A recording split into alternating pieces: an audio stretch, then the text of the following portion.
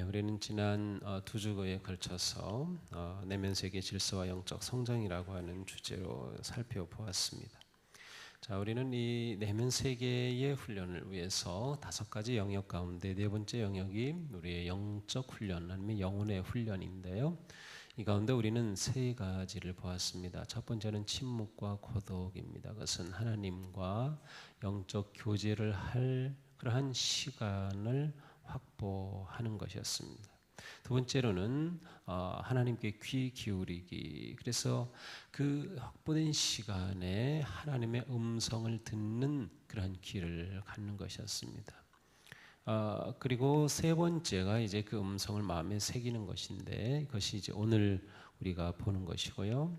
그리고 어제 주일에는 원래는 네 번째 단계인 예배와 기도, 또 중보 기도에 관해서 우리가 어제 말씀을 들었습니다.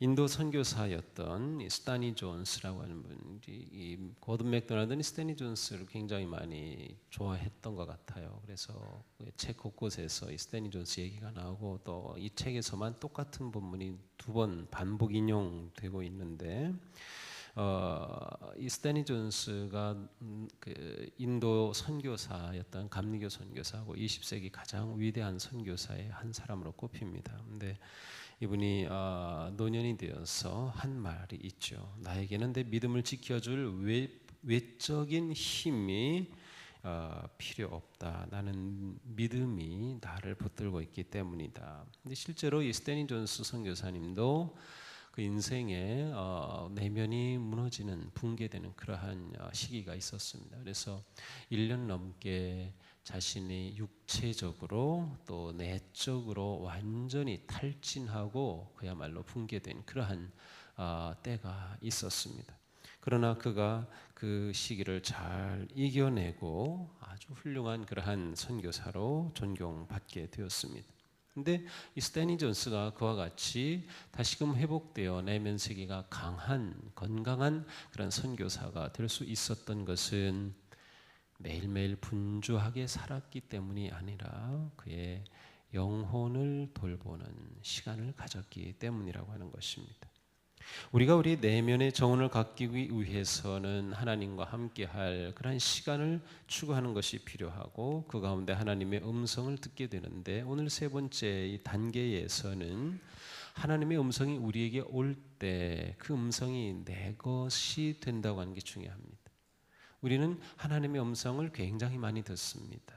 성경을 읽으면서, 묵상하면서, 설교를 들으면서 여러 가지로 하나님의 음성을 많이 듣지만, 그 음성이 나를 변화시키는 음성이 되지 못하는 것은 그것이 내면화되지 않기 때문에, 내 것이 영적인 살이 되지 않기 때문이죠. 제가 1989년 미국으로 갈 때 저쪽 제물포에 가가지고 9만 원을 주고 클로버 영문 타자기를 사가지고 갔습니다.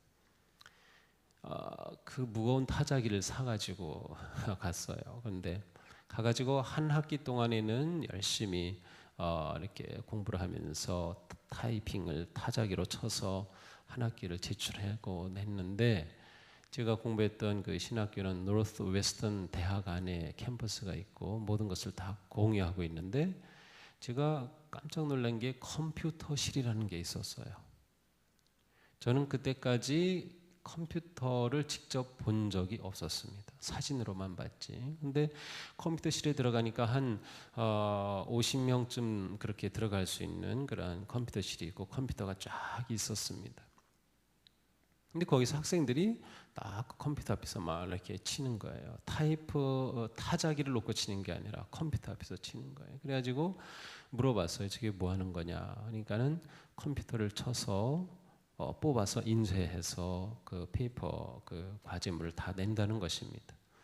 근데 이 타이핑 손으로 이렇게 하려면 굉장히 어렵거든요. 그래서 제가 영문 타자 학원도 다녔어요. 타자 타이핑 잘 하려고. 급수는 못 땄지만, 그래서 그냥 뭐 이 자판 보지 않고 칠 수 있게 그렇게 배웠는데, 암만 제가 타자기를 빨리 친다고 해도 이거는 한번 치고 나면은 고칠 수가 없어요.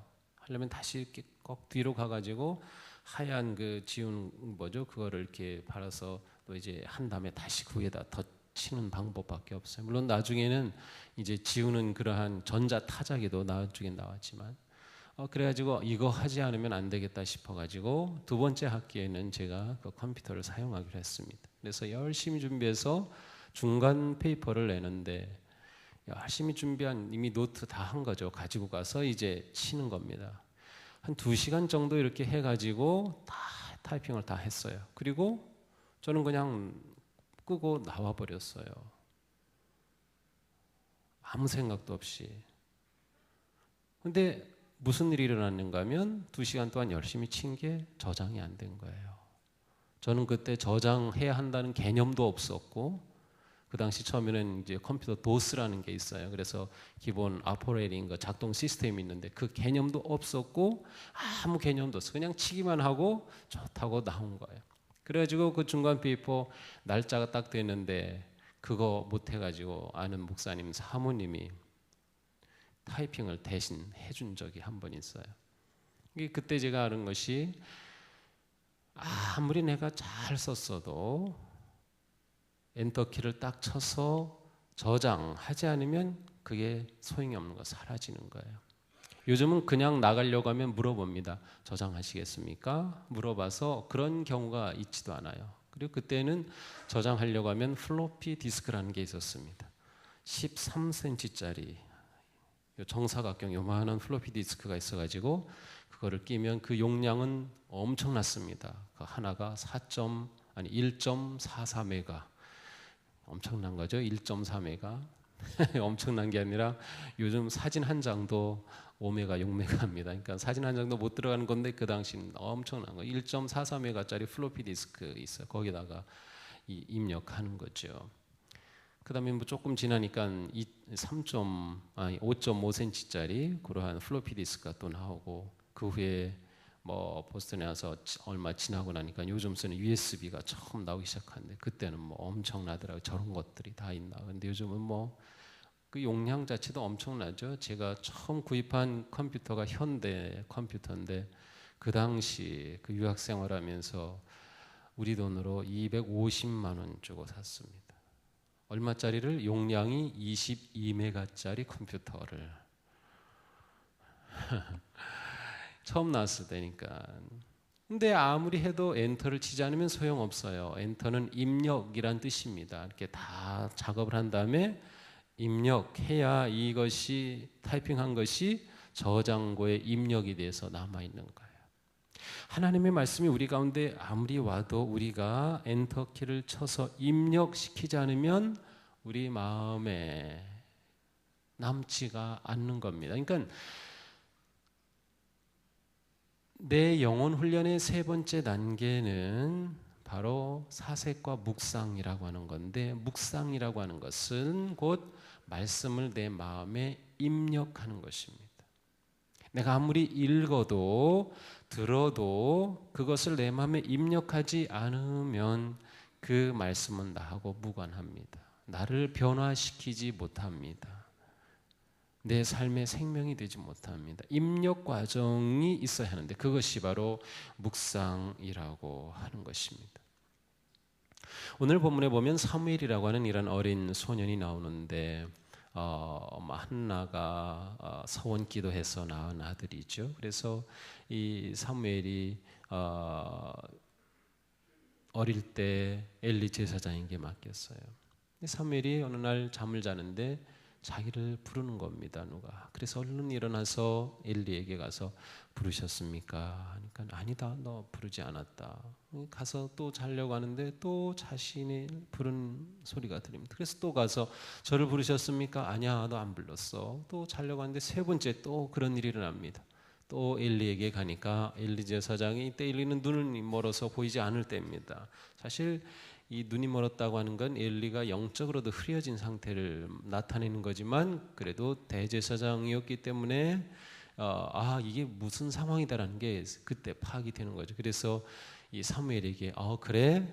그러면 이번에 또 다시 그 음성을 들으면 내가 하나님께 대답을 해라라고 하는 것이죠. 제가 여기 있습니다. 듣겠습니다. 말씀하십시오라고 하는 거죠.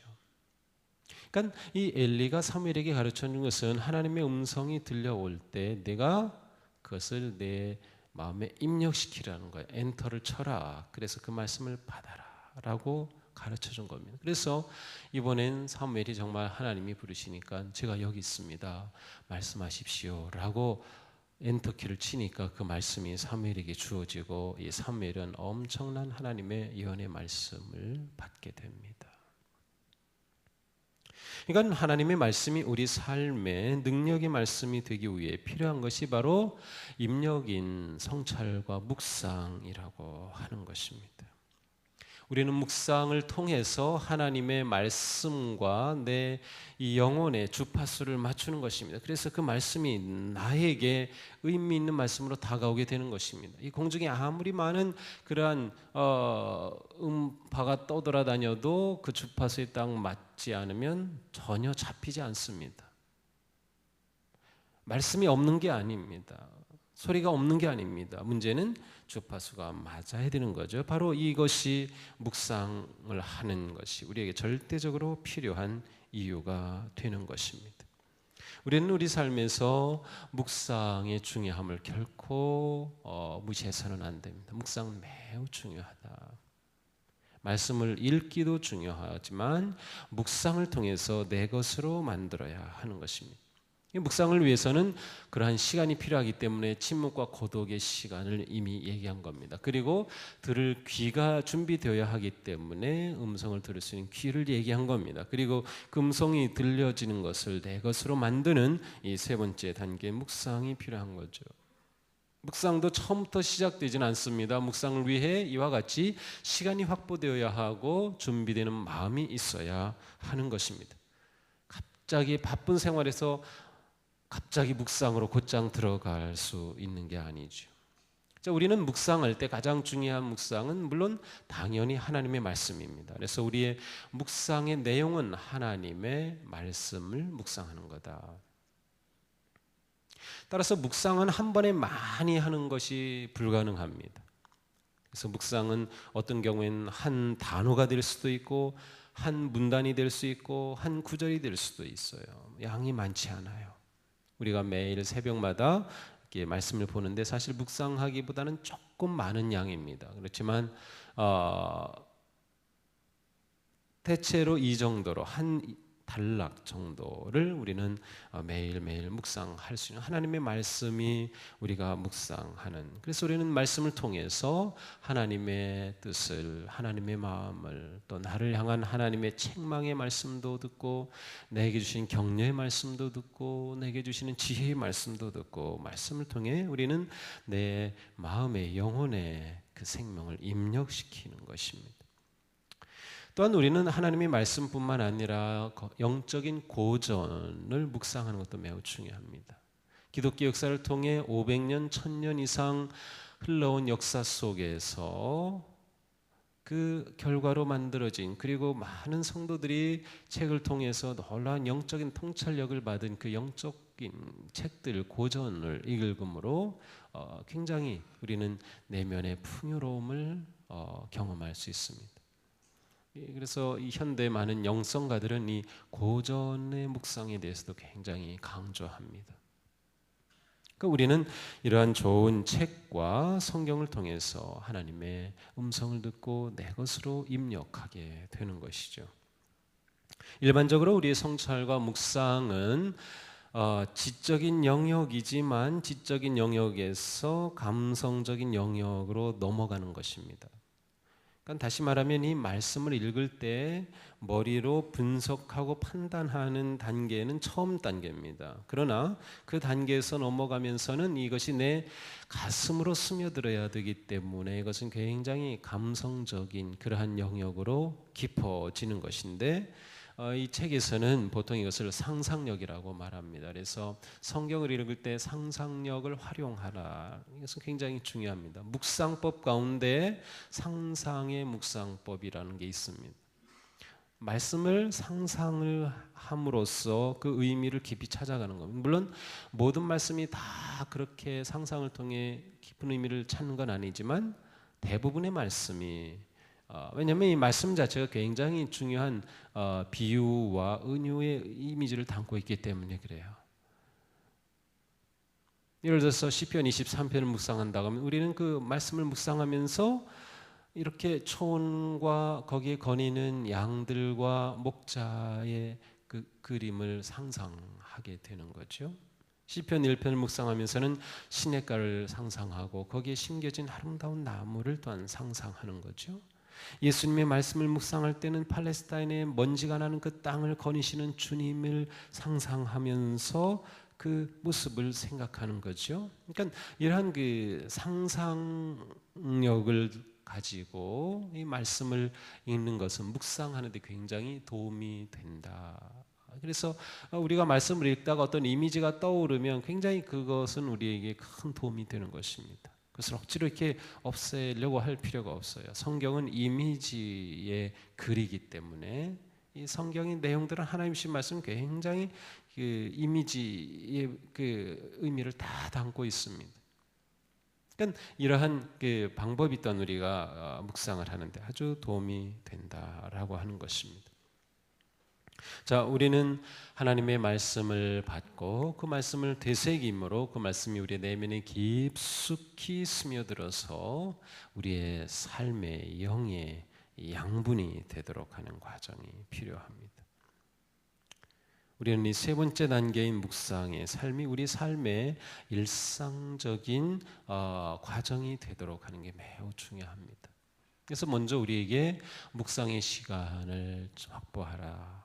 그래, 침묵과 고독의 시간입니다. 그래서 그 시간이 새벽이면 좋고 밤에도 좋고 어느 시간이든 내가 말씀을 묵상할 수 있는, 물론 말씀은 매일 새로운 말씀을 묵상해야만 하는 건 아닙니다.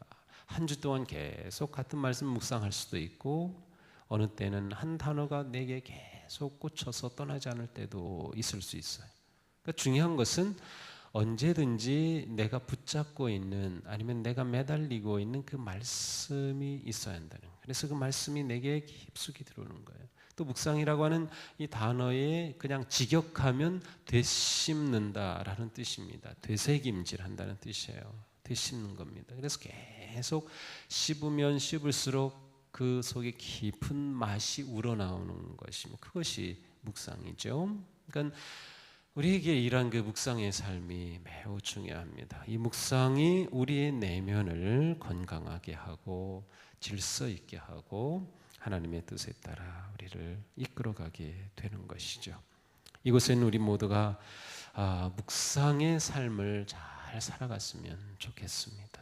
또 이렇게 새벽 예배 드리시는 분들은 또 매일 새벽을 통해서 묵상된 말씀을 이렇게 앞에서 교육자들이 선포할 때 그 말씀을 듣고 그 말씀을 하루 종일 깊이 생각하고 오늘 읽은 말씀 가운데 내게 특별히 다가온 말씀 있으면 그 짧은 구절 되새기고 또 외우기도 하고 하면서 내면에 깊숙이 내 말씀을 스며들고 입력하는 그러한 삶이 우리를 영적으로 강건하게 해갑니다. 이렇게 하다 보면 어느새 우리는 하나님과 아주 가까이 서 있음을 보게 됩니다. 그리고 하나님의 뜻이 내 뜻인 것이 힘이 되고 기쁨인 것을 보게 됩니다. 그리고 외부로부터 오는 어떠한 위기와 어려움과 역경도 나도 모르는 사이에 맞설 수 있는 그러한 내가 영적인 힘이 저장된 모습을 또 발견할 될 것입니다. 이것은 우리 모두가 묵상을 통해서 아름다운 믿음의 세계로 또 깊은 영적인 세계로 성숙해 갈 수 있는 복된 성도들이 되시기를 주님의 이름으로 축복합니다. 기도하겠습니다.